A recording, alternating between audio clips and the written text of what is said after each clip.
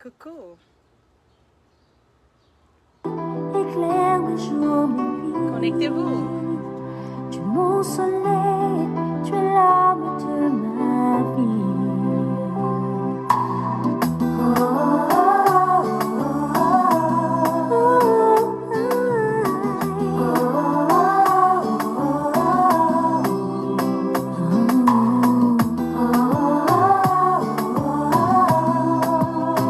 Connectez-vous.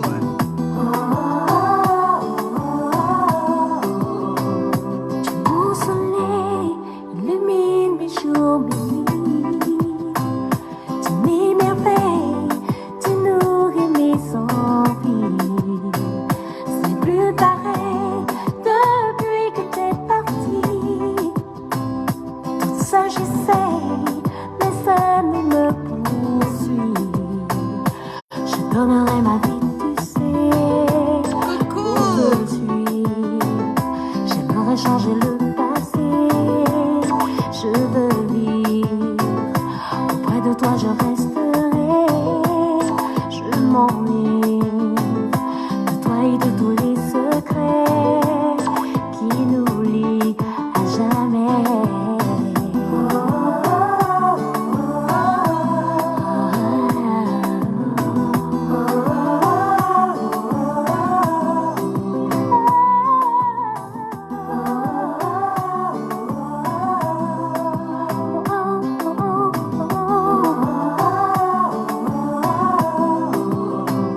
Tu es mon soleil, la lumière qui me guide.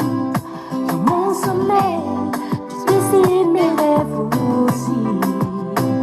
Tu es l'arc-en-ciel qui a coloré ma vie. Tu es mon soleil, tu es mon meilleur ami. Je voudrais presque une amitié. Je suis ivre de toi, je ne peux me contenter d'être libre, pouvoir Connectez-vous. seulement te parler.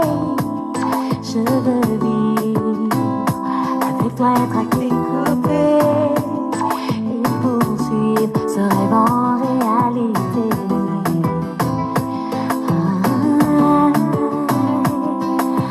Être à tes côtés, tu es ma destinée.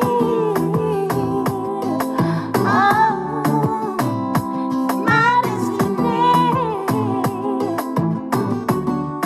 Tu es ma destinée. Si tu veux de moi, si tu veux de moi, si tu veux de moi,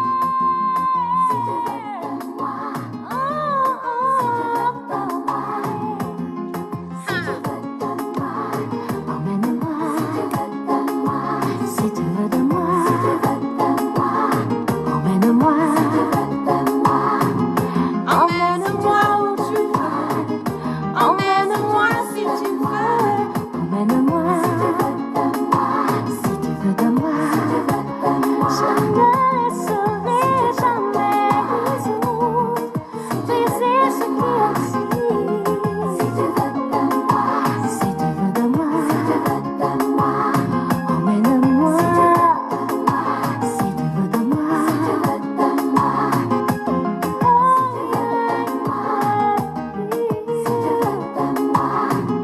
emmène-moi si tu veux, emmène-moi où tu veux, emmène-moi. Si tu veux de moi,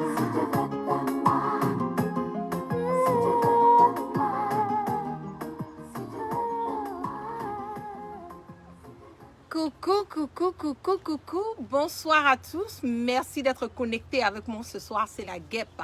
C'est toujours un plaisir d'être avec vous et c'est toujours un plaisir de partager mes directs et mes bâillements. Partagez, partagez, partagez massivement le direct. Nous sommes à plus de 1400 personnes connectées en si peu de temps. Partagez massivement dans les inbox, dans les WhatsApp, dans les messengers, dans les emails, voilà, pour que le message puisse quelque part véhiculer.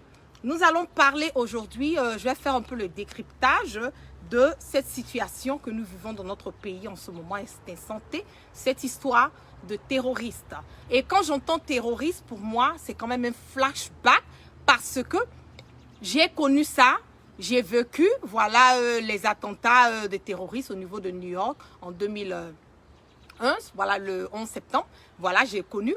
Je sais de quoi il s'agit et je sais quelle est la gravité quand on parle d'un attentat terroriste. Je me rappelle comme si c'était hier l'endroit où je me trouvais le jour du 11 septembre et aussi quel a été l'impact psychologique de nous, les personnes qui vivons aux États-Unis ici.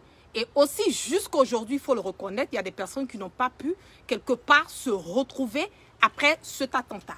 Donc, pour moi, d'entendre que notre pays a succombé à un attentat terroriste est quelque chose de très grave, voilà. Et il faut que nous puissions, quelque part, essayer de comprendre, essayer de mieux comprendre, comme on le dit en anglais, pour que ces erreurs qui ont été commises, voilà, concernant cet attentat-là, puissent ne plus se reproduire. Nous avons remarqué que nous avons eu un attentat dans notre pays le 13 mars 2016 au niveau de Bassam. Et que pour moi, je pense que cet attentat devait être quelque part une leçon pour nous les Ivoiriens et une leçon, il faut même le dire, même pour les pays, comment on appelle, aux côtés de l'Afrique de l'Ouest.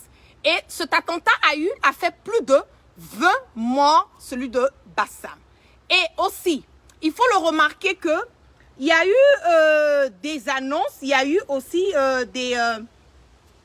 des alertes qui ont été données, voilà, parce qu'il y a eu quelque chose qui s'est passé le 26 mai, peut-être qu'il y a certains Ivoiriens qui n'ont pas connaissance de cela. Je vais partager ce direct avec vous. Et aussi, les Américains aussi ont lancé une alerte le 3 juin pour dire qu'il y avait une possibilité, voilà, un truc d'attentat qui était autour. Et pour moi, pour que les Américains puissent lancer cette alerte, veut dire à ses concitoyens, veut dire quelque part que le gouvernement ivoirien était au courant et avait une connaissance qu'il y avait une possibilité d'un attentat qui pouvait se dérouler dans notre pays. Je vais revenir, voilà, maintenant avec ce qui s'est passé au niveau de le 26 mai dernier. Le nom de l'opération de lutte antiterroriste, conjointement menée par les forces armées ivoiriennes et burkinabées dans le nord du pays. Une opération de sécurisation de la bande frontalière qui vise à endiguer dans la zone les trafics illicites, les braquages à main armée, mais surtout l'action des groupes armés terroristes à l'étape embryonnaire. La coordination des actions pour aseptiser cette zone en la sécurisant totalement s'avère plus que nécessaire. Au PC tactique à Kafolopak, un point de situation est fait sous la supervision du général de corps d'armée Lassina Doumbia, chef d'état-major général des armées. Côté ivoirien, il s'agit au plus vite de contrôler la zone comprise entre l'Aliraba, Petit Nagpou, Sikolo et Kafolopak. La partie burkinabé avec un bataillon basé à Banfora se devait de faire le bouclage et le ratissage du périmètre entre Wangolodougou, Yandere et Dagbendougou. Environ 1000 hommes des forces de défense et de sécurité ivoiriennes sont engagés, ainsi que de moyens aériens conséquents. Cette opération, la première du genre entre les deux armées, a remporté un succès franc sur le plan opérationnel. Les bases terroristes d'Alidougou détruites, 8 terroristes neutralisés, 24 suspects interpellés au Burkina Faso, 14 en Côte d'Ivoire, mis à la disposition des services de renseignement, plusieurs armes, munitions, clés USB saisies, appréciation d'ensemble, zone sous contrôle.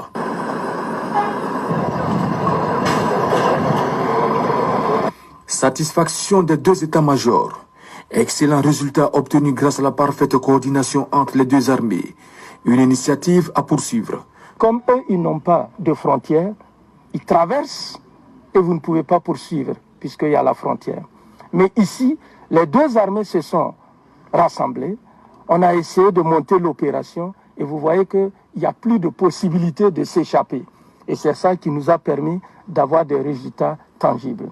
Nous estimons qu'aucun État ne devrait laisser une quelconque partie de son territoire être utilisée pour s'organiser, pour préparer et mener des attaques terroristes en territoire voisin ou s'y réfugier après avoir commis de tels forfaits. C'est une question qui relève de la morale.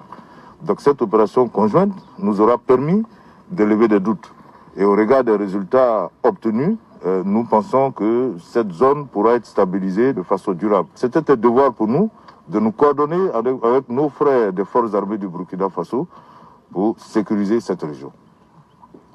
Aucune base terroriste n'existe sur le territoire ivoirien, qui a peut-être servi de zone refuge lors des précédentes offensives burkinabées. Par ailleurs, l'opération Komoué 2020 était le lieu pour les forces armées des deux pays de faire des dons de matériel aux populations. Puis le chef d'état-major général des armées, Lassina Doumbia, s'est rendu au 4e bataillon d'infanterie de Korogo, unité de soutien de l'opération en zone ivoirienne, pour une adresse à ses hommes. Il les a félicités pour leur implication dans la sécurisation de la frontière nord du pays et les a appelés à la plus haute vigilance et à la solidarité. L'ordre d'opération Komoué 2020, toujours en cours, vient révéler la volonté des forces armées de Côte d'Ivoire de prendre une part active dans la lutte contre le terrorisme qui mine le continent. Ok. Donc, quelque part, le 26 mai passé, c'est-à-dire moins de presque un mois, voilà de cela, c'est ce qui s'est passé au niveau du Nord où ils ont dit qu'ils avaient le contrôle et qu'il n'y avait pas d'endroit, comme on le dit, où les terroristes pouvaient avoir accès à notre pays. Ok, donc je vais continuer. En plus de cela, nous avons aussi reçu une annonce, je vais revenir sur ça, on va décortiquer tout doucement ce sujet pour que les Ivoiriens puissent comprendre la gravité, voilà, de ce qui se passe en ce moment et à cet instant T dans notre pays. Partagez massivement, faites monter le mercure, nous sommes à près de 3000 personnes connectées. Donc, je vais revenir encore pour montrer que même les Américains ont eu à notifier, voilà, qu'il y avait une possibilité d'un attentat qui pouvait se dérouler sur le territoire ivoirien. Je vais lire le communiqué, voilà, des Américains. Je vais lire. Voilà, le communiqué qui est là. Partagez massivement le direct. Et je cite, Security Alert US Embassy Abidjan, Côte d'Ivoire, 3rd of June 2020. Location northern and northern border region of Côte d'Ivoire, especially area more than 10 kilometers north of Highway A12. Area within 10 kilometers of the border with Burkina Faso or Mali. Northeast or inside of Komoué National Park, northeast of Highway A1 from Ghana border to Bonduku and Komoué National Park at Kotuba. Event. Extremist group continue to carry out attack in adjacent area of Mali and Burkina Faso. Security force from Burkina Faso and Côte d'Ivoire have been carrying out joint counter-terrorist operation along the northern border with Burkina Faso. Je vais traduire rapidement. Là, ils nous disent que il y a des groupes extrémistes qui continuent de faire des attaques sur les endroits comme le Mali et le Burkina et que des sécurités de force du Burkina Faso et de la Côte d'Ivoire ont eu quelque part à essayer de canaliser, voilà, cet endroit. Voilà, c'est là. Ceux qui ont besoin d'avoir accès à ça peuvent avoir accès. Donc, quelque part, pour dire que, voilà, cet attentat devait être quelque chose, pour moi, ça ne doit pas être une surprise parce que même les Américains ont eu à alerter, voilà, le 3 juin dernier, à quelques jours de cela, que ce area, c'est-à-dire que cette partie où l'attentat s'est passé, pardon, voilà, qu'il y avait une possibilité qu'il y ait un attentat là-bas. Donc, pour nous, les Ivoiriens, pour le gouvernement ivoirien, ce n'était pas du tout une surprise. Pourquoi est-ce que les autorités n'ont pas anticipé l'attaque? C'est là que la question se pose. Parce que pour moi, je ne comprends pas et pour moi, je pense que ça a été dû où il y a eu une défaillance au niveau des services de renseignement. D'abord, nous devons comprendre que le CNR, voilà, qui est la coordination nationale des renseignements, qui est dirigée par M. Vassiri Traoré, qui est formé, lui aussi, qui a été formé, pardon, par l'école national d'administration du pays, et lui aussi qui rend compte directement, voilà, au président Alassane Dramane Ouattara, et aussi qui est le cousin, il faut que je le précise, du président Alassane Dramane Ouattara.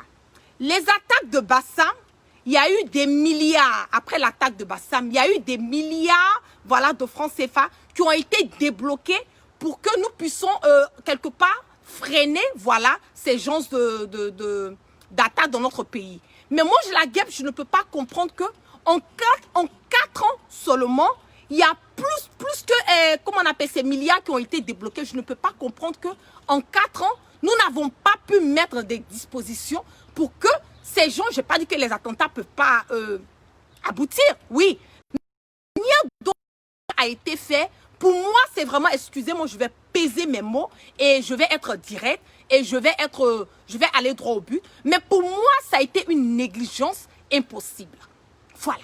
Et pour moi, c'est une honte parce que avec tout cet argent qui a été débloqué pour que nous puissions freiner, voilà, ces attentats, avec des alertes qui ont été données au niveau des Américains, je n'arrive pas à comprendre que des terroristes sont allés dans cette localité où l'alerte a été donnée depuis le 3 juin, et je le précise, ils ont pu partir et ils ont pu tuer 12 de nos militaires, et d'après eux, il y a eu un seulement des militaires, des terroristes, pardon, qui est décédé, et aussi, il y a un de leurs blessés qu'ils ont même pu transporter leurs blessés.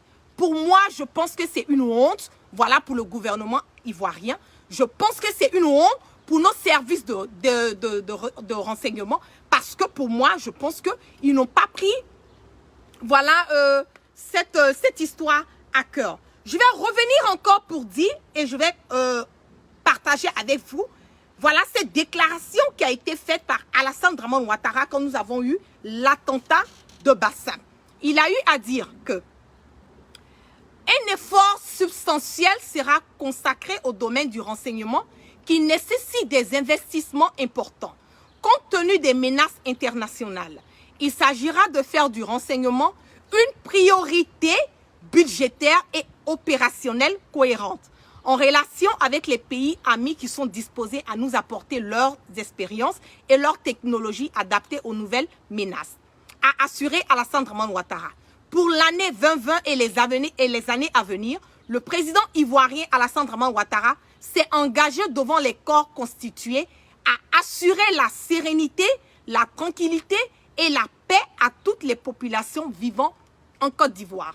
Donc pour moi, je pense que si la priorité est vraiment basée et que les services de renseignement avaient pour priorité la sécurité de nous les Ivoiriens, je pense que l'alerte qui a été donnée et tout ce qu'ils ont eu à découvrir, même le 26 mai dernier, je pense que ça devait être une priorité, voilà, pour l'État ivoirien.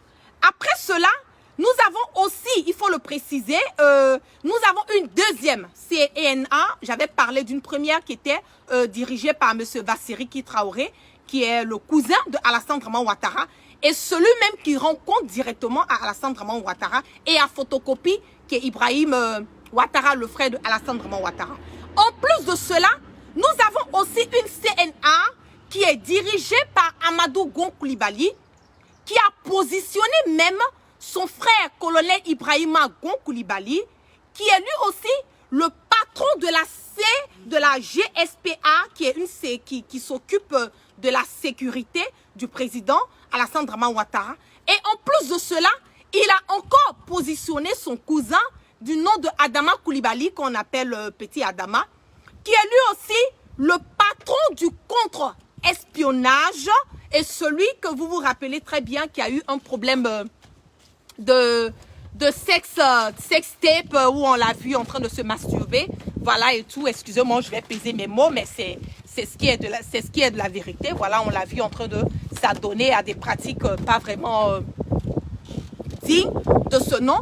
Donc nous avons toutes ces personnes, nous avons toutes ces comment on le dit, ces structures, voilà, qui sont soit reconnus ou qui ne sont pas reconnus directement ou indirectement, si je peux le dire ainsi, qui sont supposés assurer, voilà, la protection des Ivoiriens. Donc moi, je ne peux pas comprendre comment est-ce que les terroristes ont pu avoir accès à notre pays, qui ont pu rentrer dans notre pays sans même que les services de renseignement de notre pays soient quelque part alertés, voilà, de ce qui se préparait à cet endroit stratégique. L'attaque du 11 juin, Alassane Dramane Ouattara nous a fait cette promesse, et il faut le dire. Et pour moi, Ahmed Bakayoko, qui jouait, il faut le dire, le rôle avant la création de la CNA, étant ministre de l'Intérieur, lui aussi, il est responsable des services de renseignement. Et pour moi, les services de renseignement sont supposés protéger les Ivoiriens et protéger toutes les institutions qui sont dans notre pays. Mais j'ai l'impression qu'aujourd'hui, les services de renseignement sont plutôt là pour les adversaires politiques comme le leader générationnel Soro Guibafori Guillaume. Nous avons vu et nous avons tous constaté que après 2 jours, après ce boom qui s'est passé au niveau de notre pays concernant cette mafia, comme on le dit, cette vente de drogue, voilà, de cocaïne, où le nom de Ahmed Bakayoko a été cité. Aujourd'hui, je vois que quelques jours après ce cassement de papo, voilà, sur le plan national et sur le plan international, nous poussons ressortir et dire que oui, voilà, il y a eu une attaque voilà, terroriste, voilà, qui sévit notre pays. Donc, c'est comme si c'était indirectement, on a l'impression, voilà, comme si indirectement, on veut nous emmener à ne pas prêter attention, voilà, à ce qui se passe dans notre pays, à ne pas prêter attention à ce lourd fardeau, voilà, et cette honte, voilà, que la Côte d'Ivoire est en train de quelque part vivre concernant un ministre de l'Intérieur, ministre de la Sécurité, député de Séguéla, maire de la commune de Abobo et premier ministre encore par intérim qui est chose comme on appelle ça, au milieu d'un scandale et vraiment un scandale tellement énorme concernant une vente de cocaïne dans notre pays. Donc, est-ce à dire que c'est une manière de pouvoir camoufler? Je ne peux réellement pas me l'affirmer, mais je peux dire que c'est vraiment, comme on le dit dans notre jargon, c'est vraiment bizarre et ça a été vraiment un peu trop juste. Voilà, ça a été un peu trop juste. Pour moi, je pense que la priorité aujourd'hui, c'est de trouver des voies et moyens pour que notre pays, la sécurité de notre pays, doit être une priorité pour ce gouvernement moribond qui est là aujourd'hui. Et je pense que il faut que Alassane Dramane Ouattara et son gouvernement puissent vraiment définir pour nous les Ivoiriens quelle est la priorité de nos services de renseignement. Est-ce que nos services de renseignement sont là pour pouvoir avoir des renseignements de ces cas comme les attentats et tout, ou bien les services de renseignement sont là pour pouvoir traquer un candidat potentiel qui n'est même pas sur le pays, il faut le dire, plusieurs mois de cela, nous sommes presque 1 an de cela, qui n'est même pas sur le pays. Et je suis fort étonnée de voir certains postes et certaines personnes qui s'adonnent à des comment on le dit, qui s'adonnent à des propos. Vraiment, je me demande si ce n'est pas une constipation intellectuelle, jusqu'au point de sortir et indexer le leader générationnel Soro Guibafori Guillaume en disant qu'il a quelque chose à voir avec cet attentat qui s'est déroulé. Je pense qu'il faut arrêter. Voilà. Pour moi, je pense qu'arrivé un moment, il faut arrêter et il faut arrêter d'insister dans cette bêtise. Voilà. Je vais vous faire encore écouter, voilà, les propos de Ahmed Bakayoko et nous allons décortiquer. Des brancards sortant d'un avion militaire. Au pied de l'appareil, le ministre d'État, ministre de la Défense Ahmed Bakayoko. Nous sommes au GATL, à l'aéroport Félix Houphouët-Boigny d'Abidjan-Port-Brouy.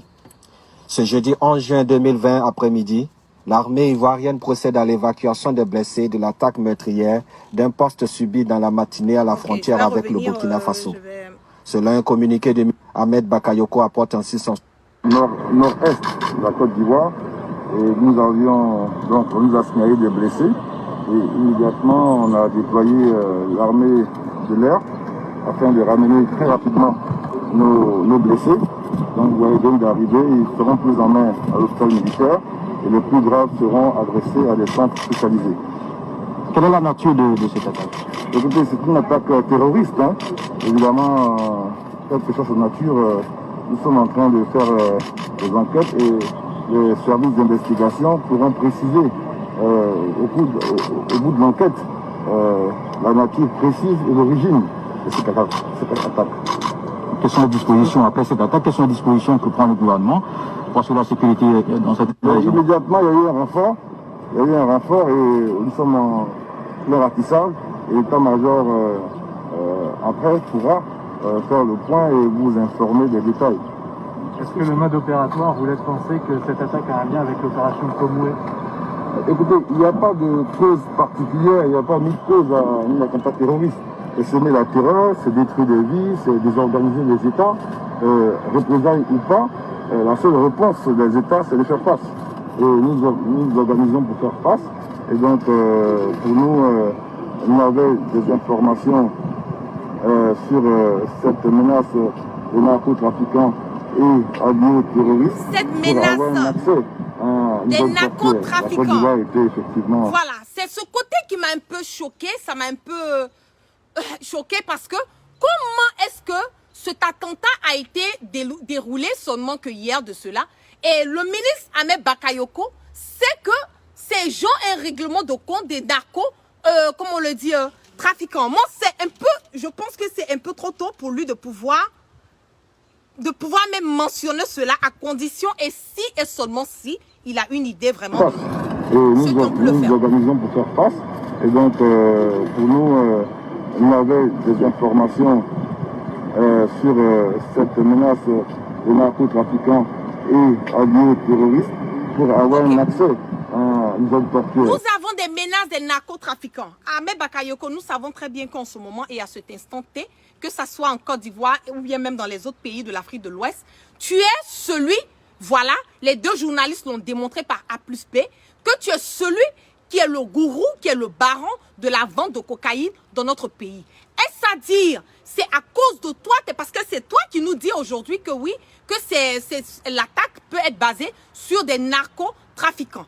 Est-ce à dire que c'est un règlement de compte dû au fait que toi, tu es au milieu et que tu es à la base, voilà, il faut que je le précise, de cette vente de cocaïne. Est-ce que c'est un règlement de compte? Est-ce que c'est quelque part une manière pour ces personnes de venir revendiquer quelque chose qui leur appartient? Je n'en sais pas, mais je pense que c'était un peu trop tôt pour toi de pouvoir te prononcer sur ce sujet. Était effectivement dans la zone de nuit, nous avons pris des dispositions, mais là nous ferons le point de cette attaque-là et puis renforcer notre présence autour de la frontière. Et je pense que immédiatement il y aura du renfort aérien et le ratissage permettra, j'en suis sûr, de neutraliser ceux qui ont fait ça. Est-ce que le parc de la Komoué est un maillon faible dans le dispositif de défense de la Côte d'Ivoire? C'est un maillon difficile, parce que c'est évidemment, vous savez, les forêts sont toujours très difficiles à surveiller. Donc, et comment est-ce que nous allons neutraliser les personnes qui ont commis cet attentat? C'est la question que je me pose. Parce que jusqu'à présent, personne n'a revendiqué, voilà, l'attentat. Donc, comment nous allons neutraliser des personnes que nous n'avons pas connaissance, des personnes qui ont tué, il faut que je le précise, 12 de nos militaires, voilà, qui ont fait des blessés et qui sont partis, voilà. Comment nous allons les neutraliser? Et quand tu nous parles de neutraliser, neutraliser qui? Et comment? D'abord qui? Quelles sont ces personnes? Parce que moi, je n'ai pas entendu quelque part qu'il y a eu des prisonniers. Avec des mécanismes, justement, avec pour but d'évaluer les différentes menaces à l'intérieur de cette forêt et nous n'allons pas nous arrêter. Le plus important pour nous, c'est de protéger nos populations et protéger notre territoire. Nous avons un niveau d'organisation de nos forces qui nous permet de faire face. Et vous allez voir dans les jours qui viennent, la réponse sera à la mesure de cet attaque-là. Est-ce que le bilan de votre communiqué de ce matin... Moi, je pense que au fait, c'est du réchauffé. C'est comme ça que j'appelle. Au fait, c'est du n'importe quoi. Voilà, le gouvernement ivoirien, il faut le dire, ça a été du fiasco. Voilà, parce que, il faut le reconnaître, les services de renseignement de notre pays ne travaillent pas pour nous les Ivoiriens. Ils n'ont pas l'avis. La priorité n'est pas de se sécuriser, que les Ivoiriens sont dans un, comme on le dit, dans un pays où nous allons quand même éviter par des voies et moyens de se retrouver dans ces genres de positions. C'est ça qui est la vérité. Et nous avons remarqué que c'est toujours ces mêmes paroles. C'est toujours des médecins après la mort. Nous avons deux différents, et je peux même dire 3 différentes structures qui sont spécialisées d'après eux, entre guillemets, pour pouvoir être travaillées comme des services de renseignement. Et moi, je ne peux pas concevoir et je ne peux pas comprendre que toutes ces personnes n'ont pas pu quelque part empêcher que ces attentats, l'attentat qui vient de se passer hier, puissent se dérouler. Vous avez tout à la base. Oui, nous avons une équipe, nous avons des informaticiens, nous regardons tout, nous gérons tout. Mais vous gérez tout, mais c'est du n'importe quoi, c'est du bordel qui se trouve dans notre pays. C'est ça qui est la vérité. Et au lieu de se concentrer, et au lieu d'accepter le fait que ça a été une erreur, une négligence de leur part, parce que du moment où les Américains ont emmené, voilà, comment on appelle, une alerte, quand même, les services de renseignement ivoiriens ne vont pas me dire qu'ils ne sont pas rentrés en possession de l'alerte des Américains. L'alerte a été donnée le 3 juin. Voilà. Et l'attentat s'est passé en quoi? Même pas une semaine après. Voilà. C'est une défaillance. Et c'est dans ça que nous sommes en train de vivre. C'est dans ça que les Ivoiriens, au fait, c'est notre quotidien. Il n'y a rien de sérieux dans le pays. Rien de sérieux.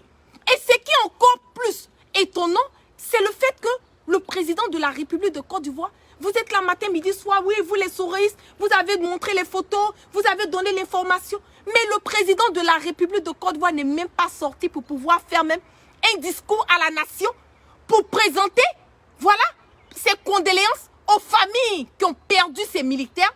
Il n'a même pas pu faire un discours à la nation. Le ministre de l'Intérieur, il n'a même pas pu faire une conférence de presse. Dans les pays européens, quand il y a des attentats, il y a ce genre de choses, le président sort, il fait un discours le même jour à la nation. Il va essayer de quelque part les remonter le moral. Il va essayer quelque part de les emmener, je ne sais pas comment dire, c'est de les emmener à comprendre que oui, ce qui s'est passé, on va pour moi s'occuper de ça, on va faire des investigations. Mais la première personne qui est sortie pour parler de ça, c'est Ahmed Bakayoko. Et il nous dit oui, que nous allons faire la riposte. Nous allons quelque part traquer les personnes qui ont fait ça. Ils vont... mais attendez là. On va où là? On va où? Et en plus de cela, il y a des personnes au niveau du RHDP qui ont l'audace et le culot de sortir et vouloir blâmer le leader national Soro Guibafouri Guion de cet attentat. Est-ce que vous savez même ce que c'est qu'un terroriste? Vous savez ce que c'est que le terrorisme? Je vais vous expliquer parce que j'ai l'impression qu'il y a des personnes qui ne comprennent pas. Je vais vous donner la définition. Ce n'est pas la guerre qui invente. Voilà. Et je cite, le dictionnaire me dit, le terrorisme, du latin terror, qui veut dire terreur. Le mot terrorisme a été utilisé pour la première fois en novembre 1794 pour désigner la doctrine des partisans de la terreur pendant la Révolution française. Le terrorisme désigne l'usage de la violence par certaines organisations politiques pour atteindre leur objectif, faire pression sur l'État, contraindre une population à l'obéissance, médiatiser une cause, promouvoir une idéologie. Le terrorisme peut prendre la forme d'attentats, d'assassinats, d'enlèvements, de sabotage, d'actes d'intimidation. Donc, si je veux bien me baser sur la définition du terrorisme, basée sur la définition de terrorisme, est-ce à dire que Alassane Draman Ouattara est un terroriste? C'est ce que je veux comprendre. Parce que la définition du terrorisme dit que c'est une forme d'attentat, d'assassinat. Nous savons très bien dans notre pays en ce moment qu'il y a plein d'assassinats, d'enlèvements, Nous savons très bien que nous avons des escadrons de la mort qui rôdent dans notre pays 24 heures sur 24, 7 jours sur 7, en train de traquer des partisans du leader générationnel Soro Guibafouri Guillaume. Et il nous parle encore d'actes d'intimidation. Aujourd'hui, nous voyons que des personnes sont intimidées basées sur leurs choix politiques, basées sur leurs idéaux, basées sur leurs convictions. Est-ce à dire que Alassane Draman Ouattara est un terroriste parce que nous le remarquons que ce sont ces actes qui se déroulent en ce moment et à cet instant T dans notre pays. Donc nous devons faire très attention quand nous posons des actes et nous devons faire très attention quand nous utilisons des mots. Pour des personnes aujourd'hui du côté du RHDP, à sortir et indexer et vilipender et mentir que l'acte qui a été posé vient du leader générationnel Soro Guibafouri Guillaume m'emmène à réfléchir et me donne une confirmation que ça a été un fiasco, voilà, de nos services de renseignement. Et nos services de renseignement ne sont pas là pour l'intérêt des Ivoiriens. Ils ne sont pas là pour la sécurité du territoire ivoirien. Ils n'ont pas l'avenir et le bon-être des Ivoiriens à cœur. C'est un gouvernement moribond, c'est un gouvernement de dictateurs, c'est un gouvernement qui ne pense qu'à ses intérêts, ils n'ont pas l'intérêt des Ivoiriens. Voilà pourquoi, même dû au fait que l'annonce a été donnée par les États-Unis, ils ont négligé, ils s'en foutent, voilà. Après, c'est pour sortir, pour nous parler, voilà, oui, on va sécuriser, on va faire comme si.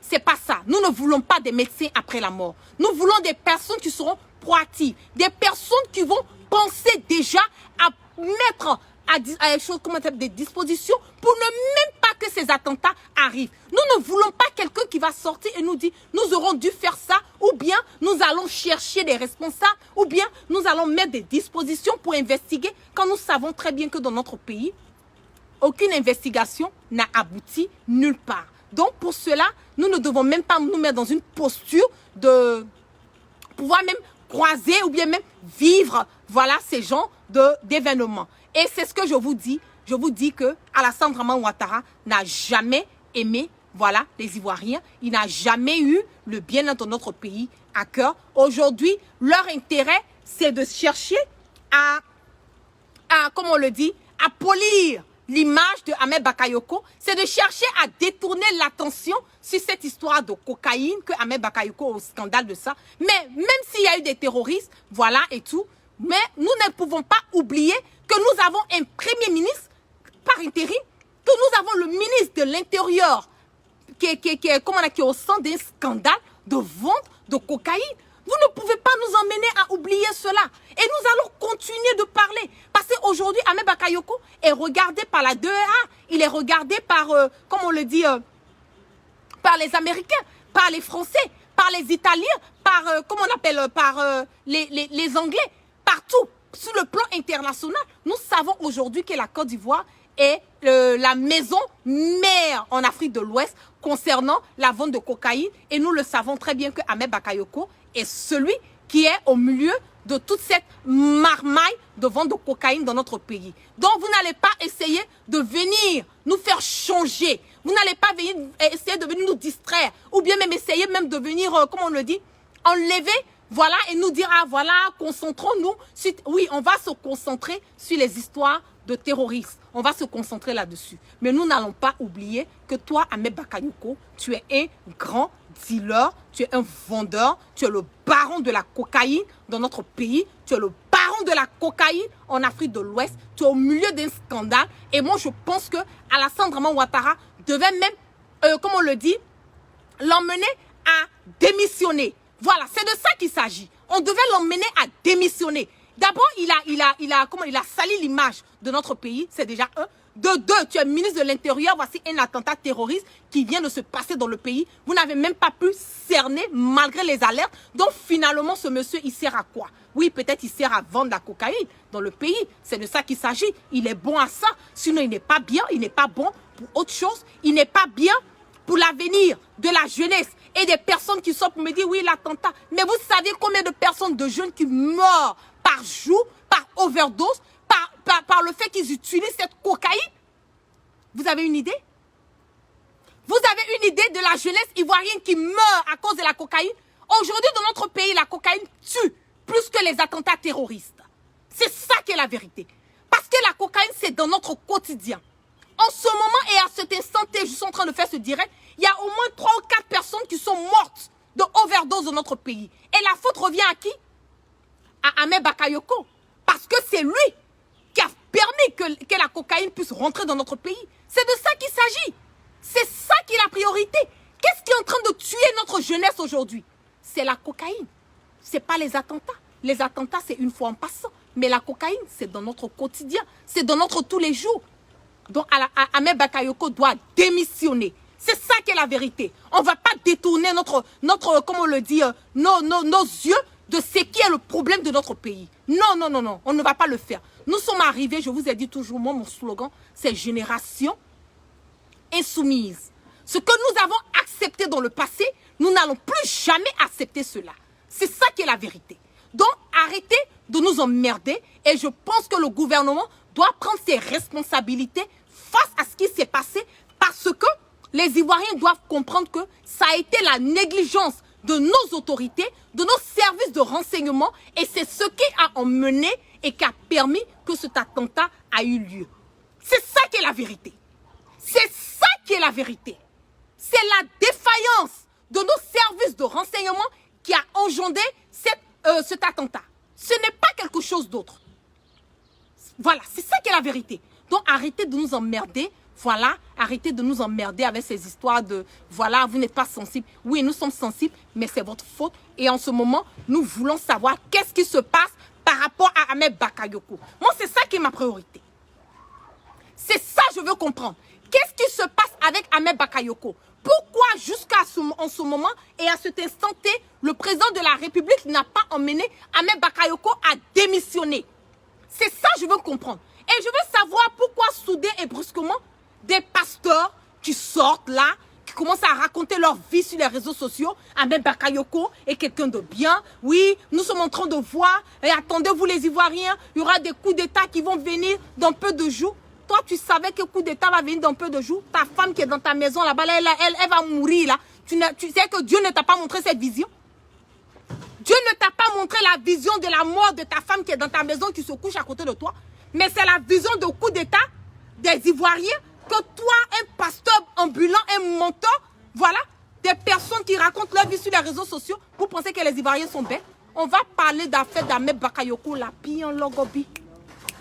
Tous les jours. C'est pas un débat. Nous allons parler de ça. Et je veux savoir en bas, où on est avec ta plainte? La plainte a été déposée où? En Côte d'Ivoire, en France, aux États-Unis, au Canada. Nous voulons avoir une idée de la plainte. Voilà, parce que tu as dit que tu allais déposer une plainte contre les journalistes et les relais. Nous voulons avoir une idée de cette plainte. Arrête de nous emmerder avec les attentats. Les attentats, là, c'est vous. C'est vous qui avez cautionné. C'est vous qui avez tué ces militaires parce que vous n'avez pas pris vos responsabilités, vous ne les avez pas protégés et vous mettez notre pays dans une insécurité totale. C'est ça qui est la vérité. Mais qu'en est-il avec ta vente de cocaïne? Qu'en est-il avec la plainte? Parce que ça, c'est du concret. Au moins, on a les preuves sur ça. Voilà, c'est ça qui est la vérité. Sur ce, merci à tous ceux qui sont restés connectés avec moi. Que la grâce de Dieu soit sur tout un chacun, que Dieu dans sa miséricorde pardonne toujours nos péchés et qu'il nous emmène le sens du discernement. Adhérez-vous massivement à GPS, Génération et Peuple Solidaire, parce que c'est l'unique fois pour nous aujourd'hui de pouvoir acquérir tous les changements que nous voulons dans notre pays. Soro Guibafouri Guillaume est celui en qui nous de cette génération, nous avons foi. Est celui en qui nous savons que tous ces problèmes d'attentats, tous ces problèmes de cocaïne qui est en train de détruire la jeunesse ivoirienne dans notre pays, cette histoire de Covid qui a été mal gérée dès le départ au niveau de l'INGS, qui a permis aujourd'hui que notre pays, le taux de Covid puisse être élevé jusqu'à ce point, il est la seule personne aujourd'hui qui peut emmener notre pays à aller de l'avant. Faisons nos choix minutieusement, mais faisons nos choix intelligemment. Parce que après tout, c'est la vie, c'est le destin de cette génération et les générations à venir. Nous voulons le meilleur pour nous, mais nous voulons aussi le meilleur pour nos enfants. Nous voulons le meilleur pour nos petits-enfants. Donc, le choix et les décisions que nous allons prendre aujourd'hui auront forcément un impact, que ce soit directement ou indirectement, sur nos futures générations à venir.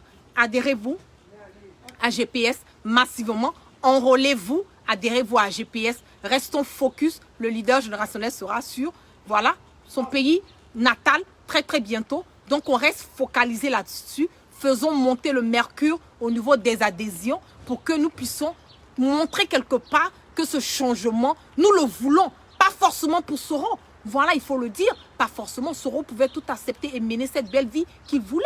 Mais il a décidé, il a pensé à nous, il a vu l'amertume, il a entendu nos cris de cœur.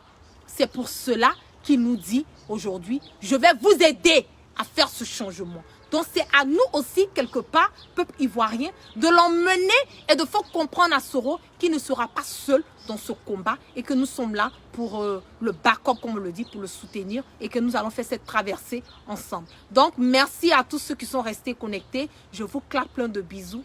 Excellent début de week-end à tous et on part toujours sans crainte et sans peur et on part surtout Soroman. Peace and love à tous. Peace and love.